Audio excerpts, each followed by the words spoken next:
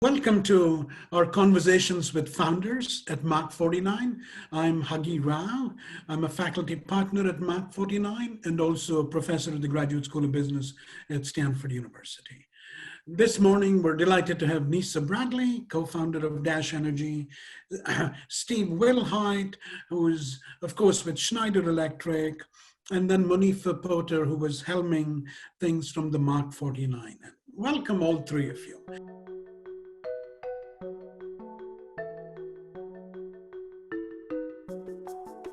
So Nisa, let me begin with you.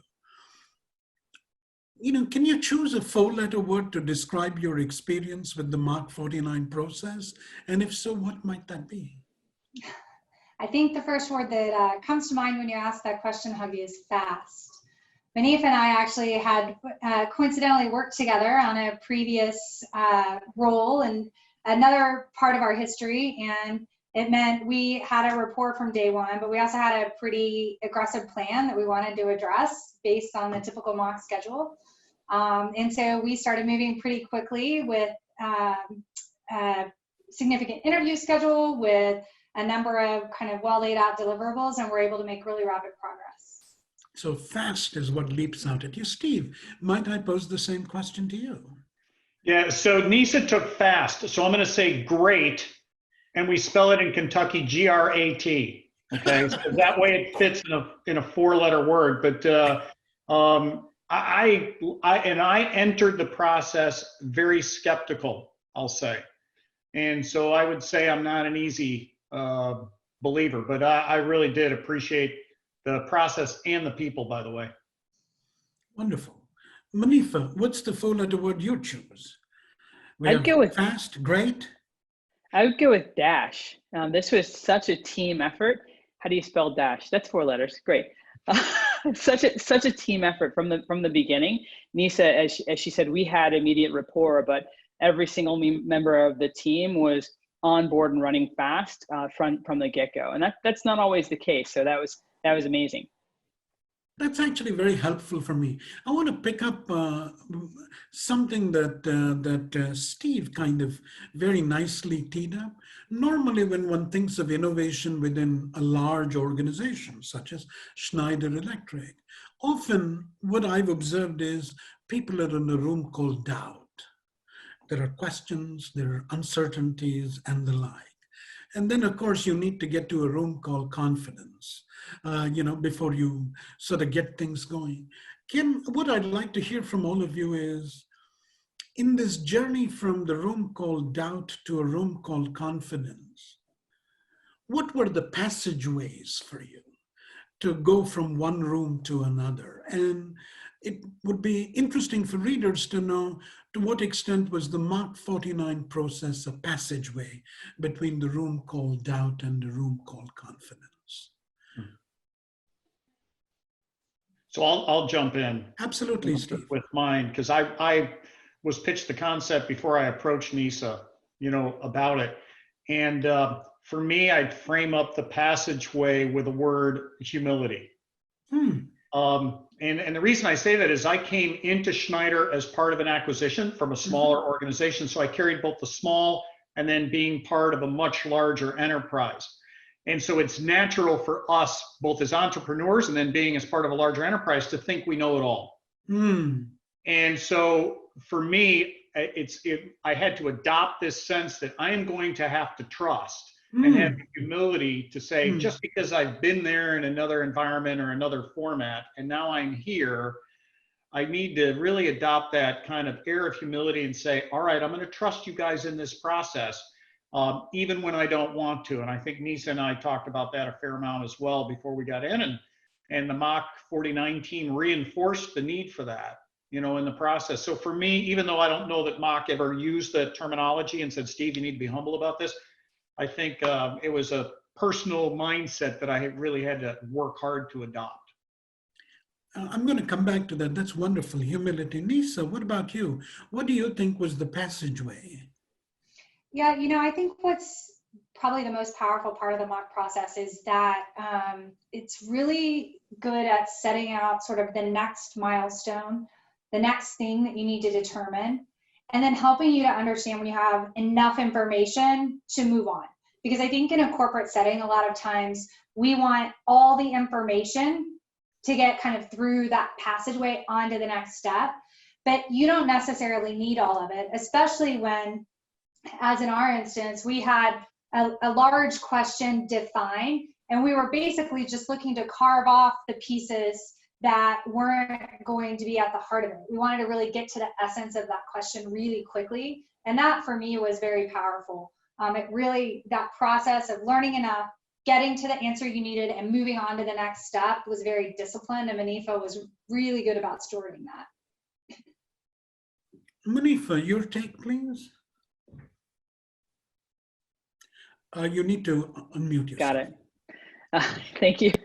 I think the passageway for me is delivery. So just as Nisa was describing, at every step of the way, we're teaching the team a new thing, and then they're doing it. And I'm not sure that anybody really believes anything I'm saying until they actually do it. So like right at the very beginning, this is how we're going to do pain point interviews. Then we go through the process of doing those interviews and synthesizing them, and then we see the insights. It's at that moment where you see, oh, this is why we structured the calls this way. This is why we're picky about Airtable. It's in the process of delivery that you kind of make people believers, because they're doing it for themselves and they're seeing the results in this sort of stepwise progression through the incubation. That's actually very helpful. Steve, let me sort of pick up your theme about humility. To what extent were the customer interviews and the discovery of pain points, were they illumination or were they the base for humility?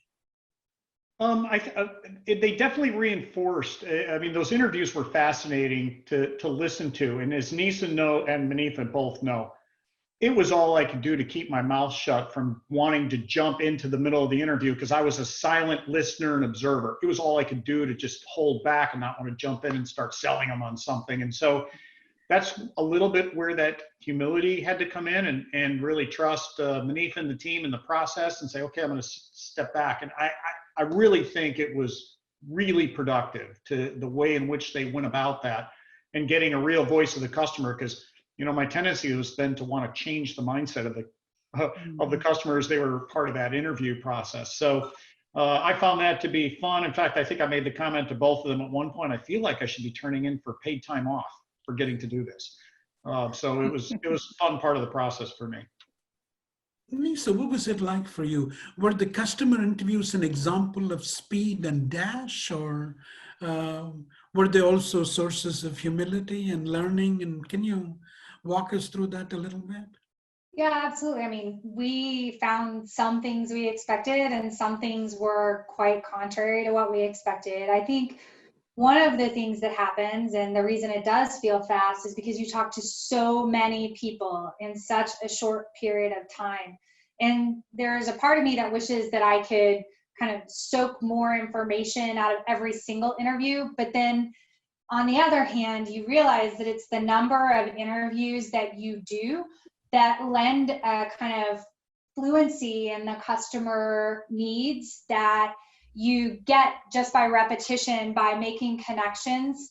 And that was really powerful for me, was both the quantity and just the sort of genuine dialogue that you're able to create out of the process. So, Monifa, were these interviews conversations? How would you characterize them? I think with the open-ended pain point discussions, what we're doing is discovery. So we come in with a set of hypotheses or assumptions about what we believe the world is like, and then we formulate questions that are designed to elicit storytelling. And in that story, you can listen for the emotion and listen for the pain, and then across a number of interviews, some pattern will emerge. And I think with these interviews, what was kind of surprising was some of the detail around how brokers did their job day to day would light up a whole other area of exploration, where we had to ask ourselves, okay, based on what we heard, what are our new hypotheses? What new questions do we want to go and ask? And I think that is the beauty of these things. They're open, but you have a method for discovery that works. Amongst all these interviews, was there an interview that stood out for you, Nisa, and you said, I didn't know this? I wasn't aware of this. Anything that pops out for you, or Steve, you or Monifa, any of the three of you? I have one. Yeah. There was a broker who helped me understand the entrepreneurial nature of the work that they were doing.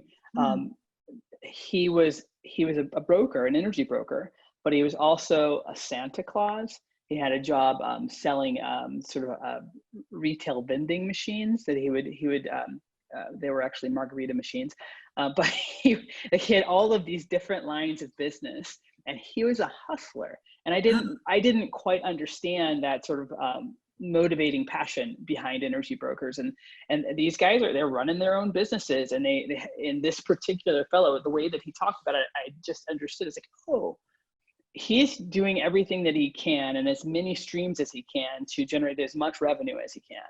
And it just illuminated a little bit for me about the way that some of these folks are thinking about the businesses that they're building. So yeah, perhaps earlier you might have thought of a broker as a phone line between two people, and suddenly you realize, hey, the guy is like an entrepreneur, or the lady is like an entrepreneur. Yeah, I would have framed it almost like, just seeing that some were very lifestyle, business driven. Others were aggressive, wanting to build a big enterprise. So it was wrong of me to go in thinking it's just brokers in one kind of category. There were different layers to those brokers, and you could hear it. Yeah. You could even hear the old guard versus the new guard. Those who were very technology driven, those who were not, as much so, and not, maybe even afraid of it a little bit. So that was fun to observe. That's great. Nisa, any reflections on that? Yeah, I'd say one of the unique things about the business model that we are pursuing is that it's more of a marketplace approach. So we needed to understand, actually, in the end, 3 major kind of potential customer profiles. So there were archetypes of each one of those that were pretty powerful, but the thing that was really engaging was trying to feel out each one of these populations kind of all at the same time. So when we would make an observation about a broker, we could then try to test that against a potential customer, test that against a potential energy supplier side of things. So we ended up in a place where we are able to really refine the value proposition, not just against one potential customer, but for how to create a dynamic between them that was really positive. That's very interesting. So again, I'm back to these 2 rooms, the room of doubt and the room of confidence. And listening to you, it seems to me the discovery process with the customers was a confidence building process in one sense. Absolutely. Now, if that was so, what was another milestone for you? Was it like the first prototype, or what was the next milestone in this passageway from doubt to confidence? I think one of the very powerful things is, yes, you design prototypes that give a visual stimulus that you can put in front of people and help them to understand how your product or software would work. You get a number, but then you have the skill of putting a stimulus in front of someone and continuing to refine that stimulus in subsequent conversations until you feel like you're getting it right. So for me, the part that was an aha moment is this ability to now test our hypotheses and to continue to make them better. And we're still doing that today. In fact, Monifa, you'd be excited to hear that we've been doing some new types of prototypes, some new concepts, and we're getting 10s across the board, even with some of our hardest audiences. Yeah. So it's going to live, I think, as a part of the DNA of the venture. That's really interesting, your point about prototypes being the DNA. And this is a question I'd like to pose to you, Steve. Some years ago, I was actually having a conversation with Claudia Kochka, who used to be the Chief Innovation Officer at Procter & Gamble. She's a wonderful friend. She's taught me a bunch of things. And I remember asking her, how would you describe how innovation changed P&G? And she said, well, P&G was a technology company, The big cultural change that innovation did, she said, is we replaced the word mistake with the word prototype. Mm. Did something similar happen in Schneider, Steve? Yeah, so I think in some ways we've utilized the prototyping concept before in different ways. Certainly in the business that I have the privilege of leading in Schneider, especially having come through an acquisition, and that certainly plays a part, I think, in it, the prototyping piece. But underneath the prototyping piece is getting that very fast, immediate feedback through that dialogue with customers. Interestingly for me, because I was on nowhere near as many interviews as Nisa and the team was, part of the way I got confidence in the prototyping was by reading the body language of both the Mach49 people and the Dash team as they were doing this. And so, you get to a certain point where, people could throw PowerPoints at you, but are you feeling it? Are you feeling, how it comes through? And so since I didn't get to personally experience all those interviews and all the prototyping, sessions, I kind of lived vicariously through the body language of the team. And Nisa knows there's a piece of me that operates that way, but that was very helpful for me. So the prototyping piece, yes. And I think the discipline and the way in which Mach49 carries it out adds that layer to it that was extremely helpful to us, as opposed to just a pure entrepreneur that's feeling his or her way through it. So it's not just gut feel, but there is this element of discovery. Both of you have mentioned the word discipline at least 3 times in the 20 minutes we've actually had this conversation, and I'm actually struck by that. Often when one thinks of discipline, you think of, oh my God, it chafes me, it constrains me. Why was this discipline of the Mach49 process helpful for you, Nisa? I think the word that I mentioned in a previous question was fast, right? I think that we moved very quickly. And as Monifa mentioned, the team members that were working together on this, we did have a bias in that direction, but I think we all really appreciated the discipline in kind of giving you enough time to process, but not enough time to get stuck. So it's the discipline of kind of getting belief, but then moving on and knowing that the broad brushstrokes are what you're after right now. You're not looking to fill in every single detail. You're looking to get enough information that you then have the confidence, and that's where the discipline comes in and moving on at that point in time when you've reached enough of an answer. Huggy, I want to throw additional comment on this one if I can. Please. I view, you might not like this analogy, but I'll go with it anyway. I view discipline in the same context as I look at how my wife and I raise our kids. Boundaries get put in place. Oftentimes they're perceived as boundaries to constrain. But in reality, if you have the right DNA and the right people involved, the boundaries are there. They create freedom, not restricted. It's like, okay, we're going to be free within this space. And so part of the Mach49 process, in my view, created freedom within certain constraints that allowed it to really go in a fast way. And so I use that same analogy with my kids. My kids could look at it like, well, I'm not allowed to go outside the lines, or they look at, I got tons of freedom within this space and within this process and within this timeline. So there's a bit of a friction there in mindset, but that's kind of how I would view it, more opportunistically than constraining. I really like the way that you've suddenly made boundaries roomier. That they don't constrain, but they actually enable. I love that. Since you've teed up the issue of family, Nisa, here's a mischievous question for you and Steve and Monifa as well. After this process was over, did your family members comment on whether you've changed as a person, and if so, how? Oh, goodness. I think they're glad to have me home. Many of us would probably feel the same. She and I had a unique arrangement in this one, in that we had a split base. So Monifa came to Boulder about half the time, and I went to San Francisco about half the time, and our teams were split between the locations. So I think that that's probably been the biggest change. Haven't gotten any other comments. Monifa, how about you?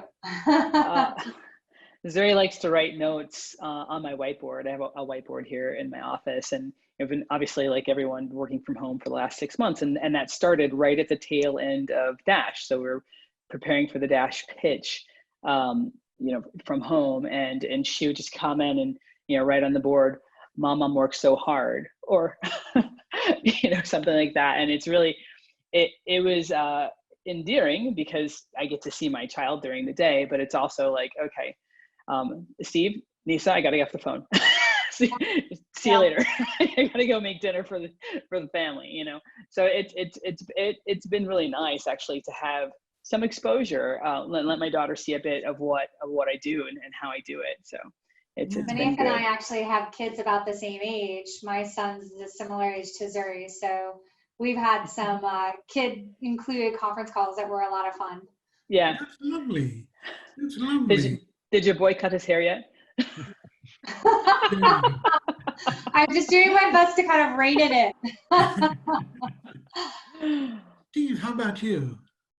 Well, because I got to observe it from the outside, I didn't have quite the same constraints. And by the way, my kids, I think, are about the same age as Nisa and Monifa. So, I'm at a little bit different stage in life, but I live vicariously through them. That's fabulous. That's fabulous. Now, this is just for you, Nisa and Steve. You're all obviously people with enormous experience in a wide range of organizations. You've used consulting companies, whether you were at Sun or Summit or whatever organization that you were in before you joined Schneider. I'm sort of curious.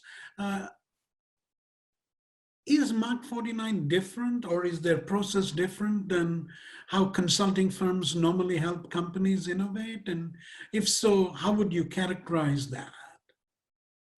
I mean, I'd say for me, the biggest difference is that it's it's sort of the age-old analogy, right, of teaching a man to fish. So this was us doing the processes, not Mach doing them for us.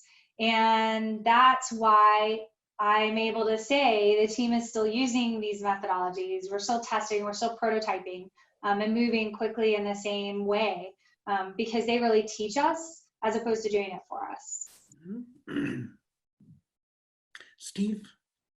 Yeah, I would, because I was kind of the sponsoring element of it, I saw it more from the outside in. And the nice thing, kind of dovetailing on what Nisa said, when I was, as an example, in the room, at times the Mach49 team was indistinguishable from the Dash team. Really? Yeah, and I mean, but they weighed in with a lot of smarts, but it felt like a team effort, as opposed to, hiring, let's compare it to a big consulting shop that comes in with a big deck, and they're telling you what you told them about 3 months ago, but in a new format. Okay.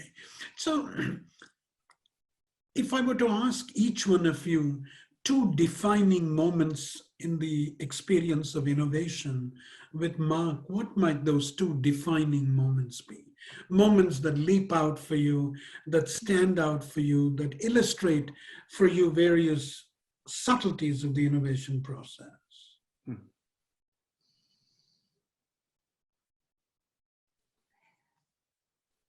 That's a tough one. There are a lot of moments. What you're watching is the kind of mental flip book there. You live a lot in those weeks that you're living with Mach. I think for me, it's the way, the decks that we put together, both at the moment of the prototype, the product concept approval, and then at the end at the pitch, they're significant, and a lot coalesces in the final moment. So, I'd say really kind of the way that you have a wide variety of inputs, and then it really coalesces into something pretty meaningful and powerful. That I'd say is certainly one of the formative moments of the experience. So the product concept and the pitch. Steve? What were the defining moments for you?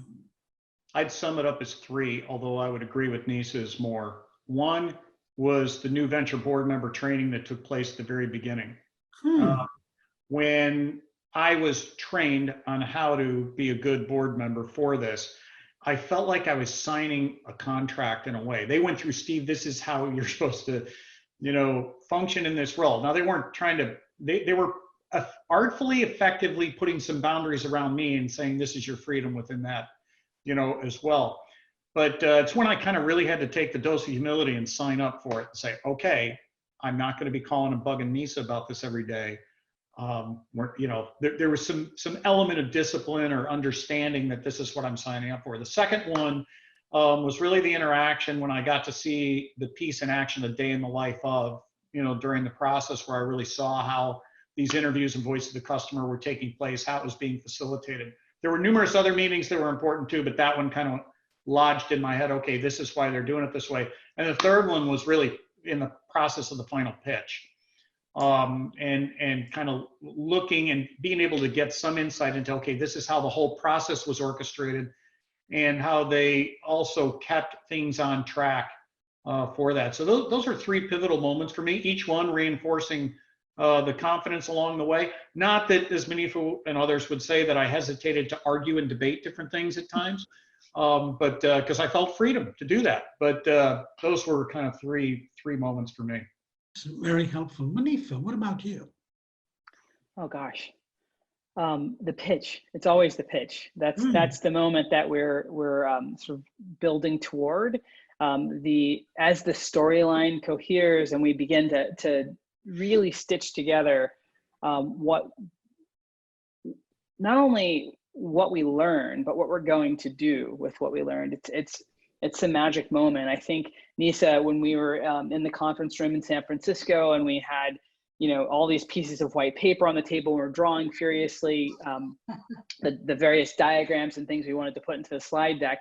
That's the moment of coherence where it all just sort of snaps together and you can see like, oh, this is it. We've got it. And I love that moment. It's a beautiful time. A beautiful time. So who would have the pitch? Of course, you had all of you, but who, and Steve, who else was there at the pitch, and why was it so epochal? So first, I did not lead the pitch. I did not lead the pitch. I was there to hear it. Nisa? You were there to hear, along with the new venture board members. Correct. Yes. How was this different than any other pitch, Nisa, from Schneider Electric?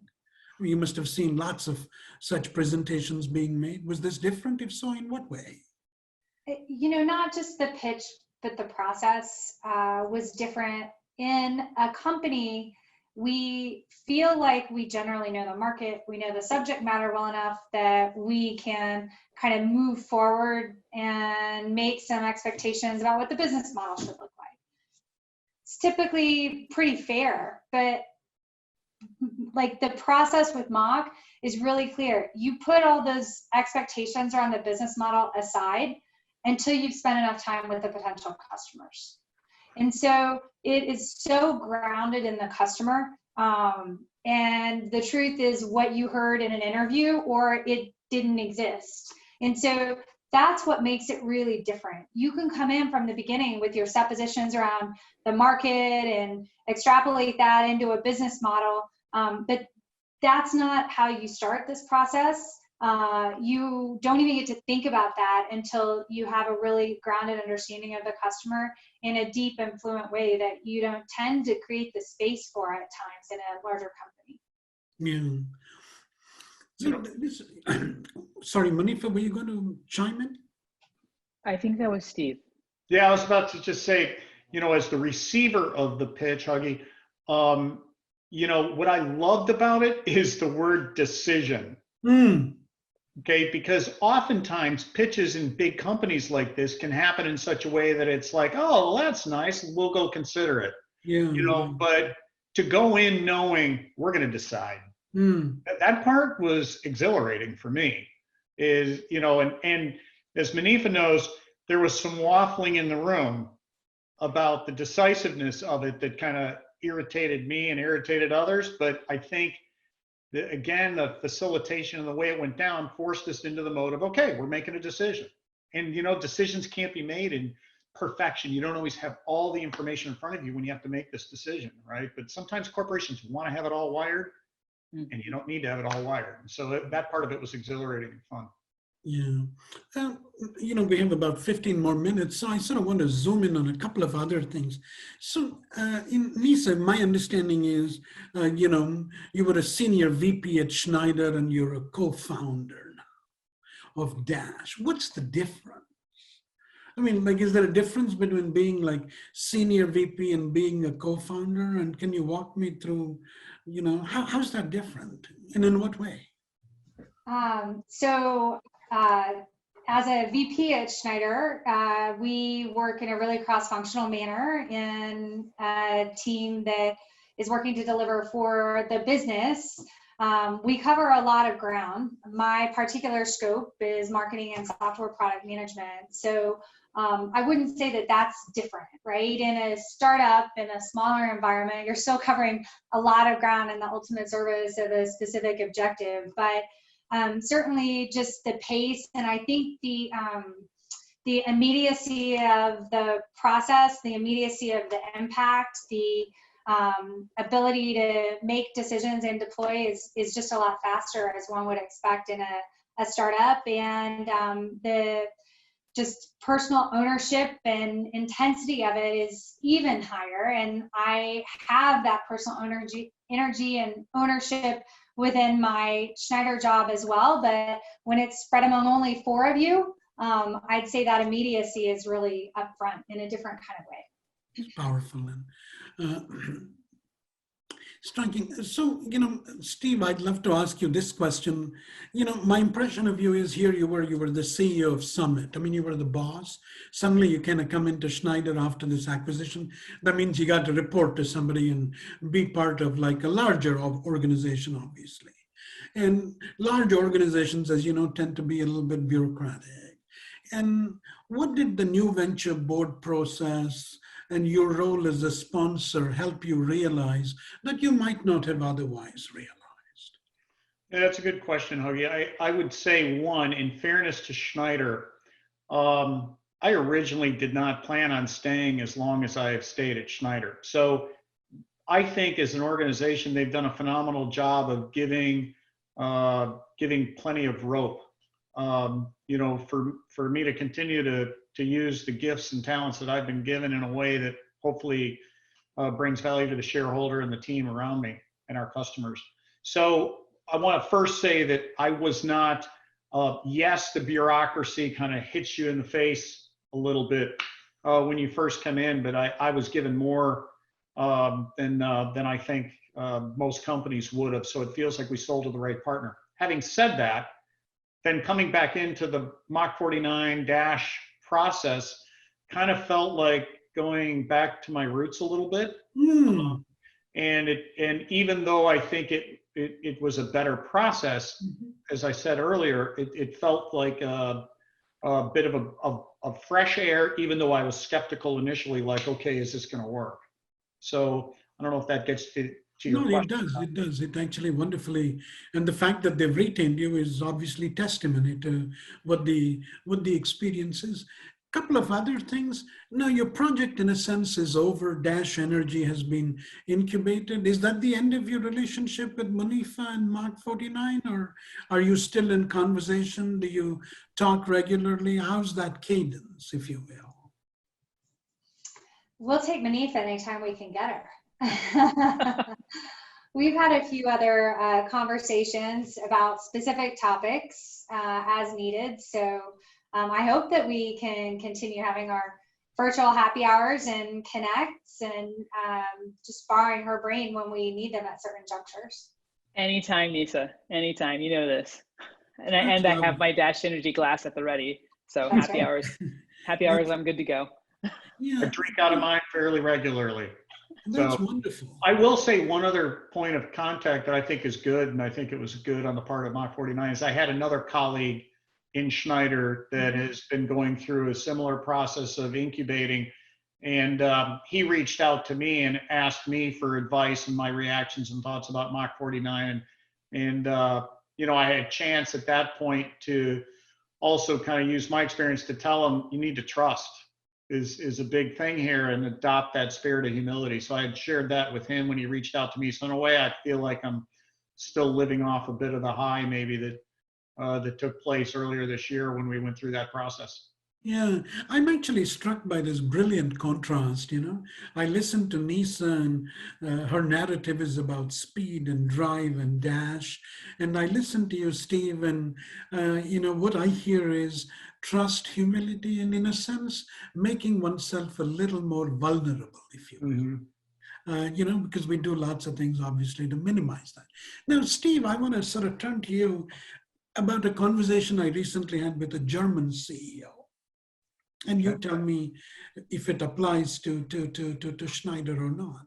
So he came here, he heads a large energy company as well, and he visited a bunch of startups. And that evening I was asking him, I said, hey, what's a startup? And he looked at me and he said, you know, small team, big people.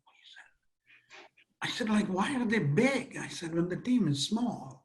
He said, well, they do a lot of things. And then he went on and on to describe the things they did. I said, how would you describe your energy company? And he looked a little disappointed. And he sort of wistfully said, we're a large company with a lot of small people. I was wondering if you were going to say that. It's pretty good. So now, does that like ring a bell for you, Steve and Nisa? And did the Mach49 process, did it help? Did it actually scale people other than building a business? I mean, how would you come down on that? I mean, I can speak to that just in terms of how the team is still operating. I think the mock process actually creates a common set of information that really grounds the team, right? So the people that have lived through that process are deeply fluent in the market that you're trying to address. And so now I'm starting to see the team have to specialize a little bit more, since we're beyond the incubation and now even beyond the proof of concept process, as a funded entity that's building the product that we're taking to market. So you're starting to see the team members specialize over into literally setting up the architecture of the company, right? They're opening bank accounts and setting up HR, but then you've also got people that are focusing on marketing. And what's been really interesting is it's not necessarily the people that you would have expected.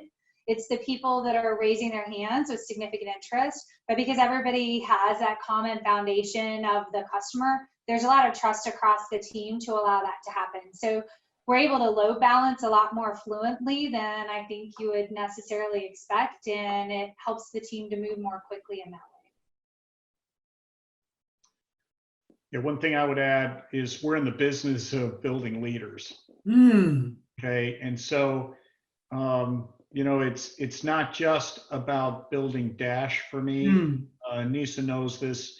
The parallel or the dual objective for me was just expanding, you know, the gifts and talents that were evident to me in Nisa as an example. So when you talk about scaling people, you know, it's about scaling leaders and you know, adding from a development perspective to the or leveraging the gifts and talents they have. So when Nisa and I started this, I mean, this was, you know, part of it. Nisa, I think this would be cool. I think it'd be a great opportunity for you to grow, as well as bring some value to the shareholder by starting this up. So it was kind of dual in that sense. Dual.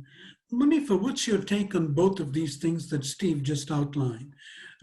Business building on the one hand and scaling leaders on the other.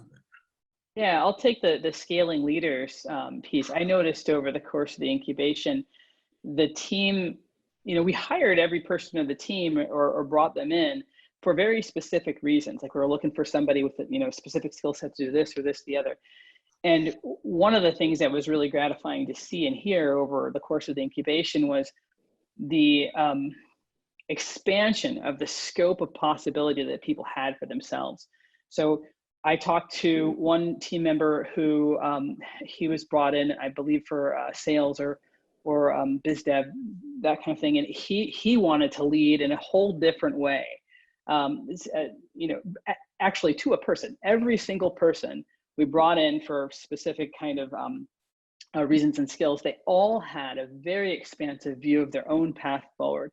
And sometimes I think just having that field of possibility in your mind is what's required to go and do a thing. So I felt proud to be a part of a process that enabled people to expand their view of what they wanted to do with Schneider and with Dash.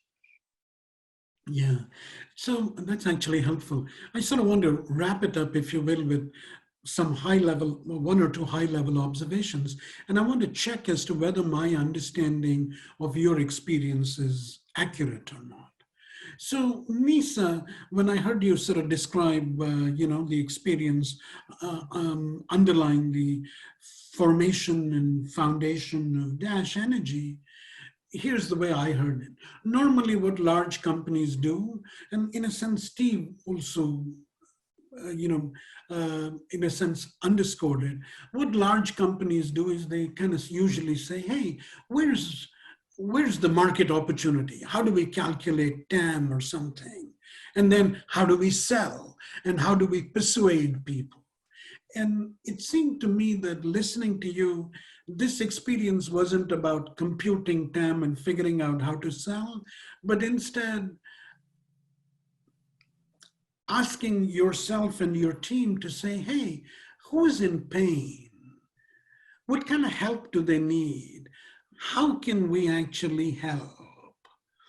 And so, is that an accurate understanding on my part? Absolutely. I think one of the points that Monifa said several times is we're not after the finger pricks, we're after the neck bleeds, right? These are real pain that are potentially very threatening or highly problematic to the customer. And sometimes bigger companies can get distracted by the smaller pricks. We're after the neck bleeds and the most acute pains that we can solve. That's wonderful. That's wonderful. So in closing, when I sort of think of the arc of Dash and the arc of your experience, the three of you, it sort of seemed to me, it started really with caring about the customer first, the pain points, the emotions, all of that. It also it was facilitated by sharing, not just of observations, but of questions, such as the ones, Steve was asking or other people were asking, sharing experiences. And the final outcome, it seemed to me, was daring.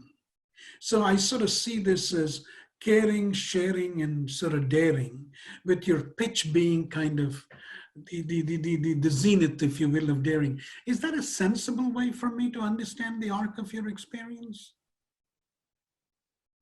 Yeah, I'll let Nisa respond first. I think so. I guess I would just say that I don't think you ever stop any of those phases, right? I mean, I think that's one of the powerful things is caring about the customer, and what actually is central to their needs is the thing that you take away, right? Sharing, we just were talking about how nimble the team becomes and how we're able to kind of engage in different ways. So, I don't think that you stop any of those phases. It's just skills that you acquire and carry forward. Steve? Yeah, Huggy, I would agree. I think, while not just a nice jingle, the caring, sharing, and daring, I think it's also in the DNA of a service-oriented, team, organization, and that's probably has a lot to do with why things, clicked well with Mach49. The business that you're talking with in this discussion is all we're about service, and it's advisory service. It's and so that's really describing the DNA of a service-oriented business. That's lovely. Closing words, Monifa? I think that the caring, sharing, and daring, it is, as Nisa says, it's parallel streams that continue to go forward. And I think by sort of teaching people a particular type of caring, structured empathy, and then helping people not just share in the insights with their customers, but with each other. So this collaborative, trusting team that we have, and then this ability to really think big about how you might solve the problem. and to strip away some of the constraints for a moment and imagine something new in the world, not just as a business, but for yourself. I think that's super important. And I think we hit the mark with the Dash team. The Dash team hit the mark. That's lovely. My hope is that viewers actually sort of understand, as all of you suggested, this caring, sharing, and daring.